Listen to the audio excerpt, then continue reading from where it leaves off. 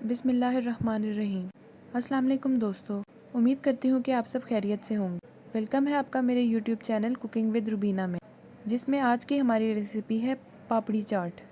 Simple सी recipe है जो झटपट तैयार होने वाली है। तो पापड़ी चाट बनाने के लिए सबसे पहले हमें रोल या समोसों की पट्टियाँ चाहिए होंगी, जिसको फ्राई करके हम उसकी पापड़ी बनाएंगे। अच्छी तरह से फ्राई करेंगे जब तक वो क्रिस्पी ना हो जाए।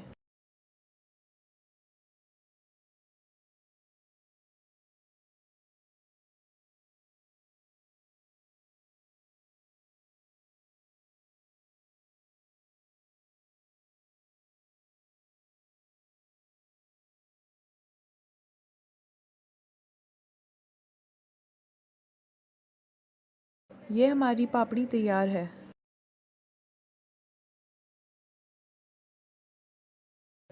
अब हम एक पापड़ी लेंगे और उसके ऊपर चम्मच की मदद से दही लगाएंगे।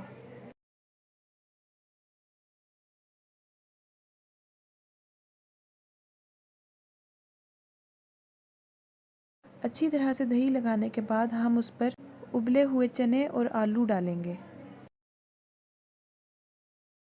फिर हम उस पर प्याज डालेंगे और हस्बे ज़ायका चाट मसाला डालेंगे। फिर उसके बाद हम होममेड मीठी चटनी डालेंगे, जो कि इमली और खजूरों से तैयार की गई है।